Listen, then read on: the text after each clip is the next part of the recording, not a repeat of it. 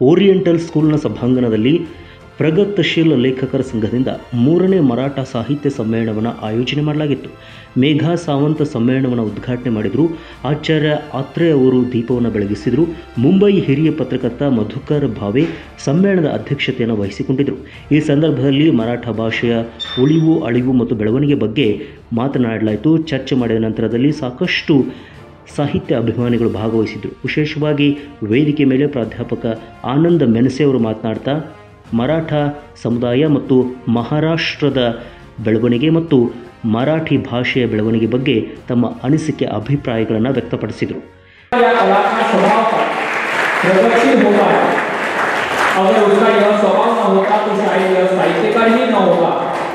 हे साहित्यिकांविषयी प्रेमचंदांनी मांडलेले विचारच प्रगतशील असल्याचे सूचक करतात. आणि या साहित्य संमेलनाचा अध्यक्ष आम्ही तुम्हाला निवडले. निवडला साहित्य संमेलनाचं का पत्रकार संमेलनाचं? थोडं नाही साहित्य संमेलनाचं. त्याला काहीतरी चुकतोय तू.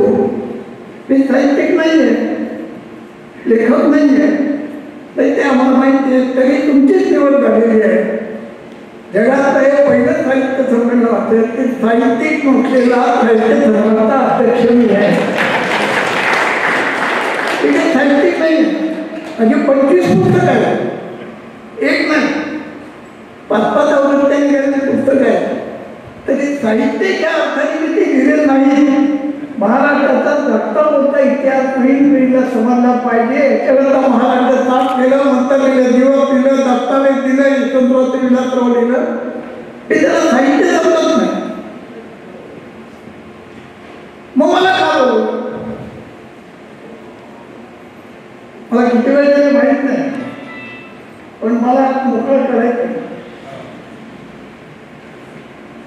म्हणून तुम्ही सुरुवात केली. तिसरं साहित्य संमेलन, पहिलं साहित्य संमेलन तुम्ही कोणाला अर्पण केलं? साई लुधियानी. हिंदुस्थानाच्या कोणत्याही राज्यामध्ये साई लुधियानीच्या जन्मशताब्दीची आठवण कोणालाही झाली नसेल. ती फक्त बेळगावकरांना झाली. कोण होता साई लुधियानी? साई शब्दाचा अर्थ जादूगार. हा आई बापापासून पळून आलेला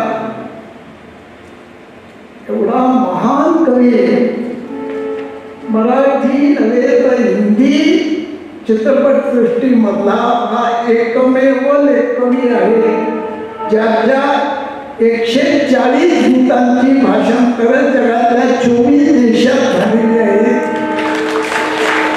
नया करून म्हटलं साथी हात बढाना, साथी हात बढाना, साथी रे, साथी हात बढाना, साथी रे. रशियामध्ये एकच गाणं कामगारांच्या प्रत्येक कार्यक्रमात लावलं जातं. तुम्हाला माहिती आहे साहित्यिक नाही तसं गायक पण नाही आहे. जगात कोणाच सुद्धा नाही आनंद.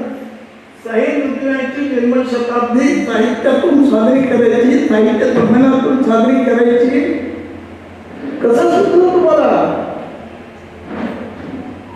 इतकं सामाजिक भान आपल्याला मन तुमच्या जवळ आहे म्हणून हे शक्य झालंय. लक्षात ठेवा.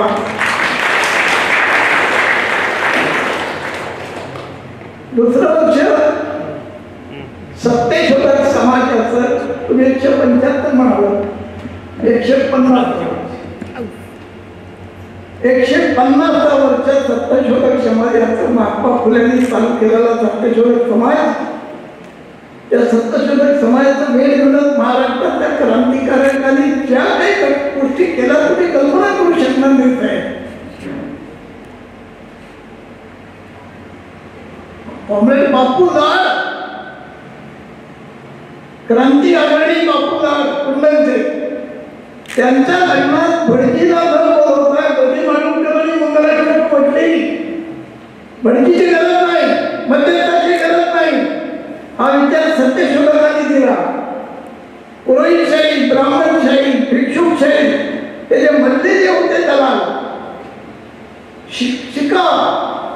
चंद्रशेखर क्रांतीचे नाना पाटील सत्यशेखर समाजात तयार झालेला नेता काय या माणसाने महाराष्ट्रासाठी केले आपण कल्पना करू शकत नाही. आणि क्रांतीचे नाना पाटलाची आठवण होता मला सत्यशेखर समाजाचा विषय काढल्यानंतर आली अशी मनाला टेकली होती. क्रांतीचे भूमिगत होते. अजून नेतो पटोला आले ते नाण्याला थांब त्याचा मी बोलते मला एकदा तरी भेटावे. लपत छपत 2 वाजता नाना पाटील आले पुण्याला. पुण्याच्या पोलिसांना खबर कळली. ती खबर कळल्यानंतर नानाला कळलं. नानांनी घरातल्या 2 बायांना त्यातल्या 5-25 बायांना बोलून नाना रडायला जोरात रडायला सुरुवात करा. आणि हातच्या खोलीत गेल्याने एवढं घेतलं आणि आजीला मेलेल्या आजीला पोत्यात भरलं आणि तिरडीवर नाना पाटील झोपले आणि तिरडी गेली स्मशानात. नाना पाटलाला उचलून आणि पोलीस बाहेर पहारा करत बसले की तिरडी गेली की घरात जायचं आणि नानाला अटक करायचं. नाना गेल्या स्मशानात घोड्यावर उडी तिरडीवर उडी मारली. घोड्यावर त्यांनी पथार झाले. त्या त्यागाला काय कुठे शिवायचं काय कोण होतं कोण म्हणून करणार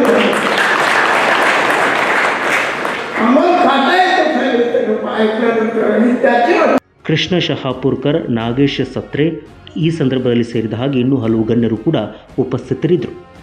ಮಹದೇವ್ ಪವಾರ್, ಕನ್ನಡಮ ನ್ಯೂಸ್ ನೆಟ್ವರ್ಕ್, ಬೆಳಗಾವಿ.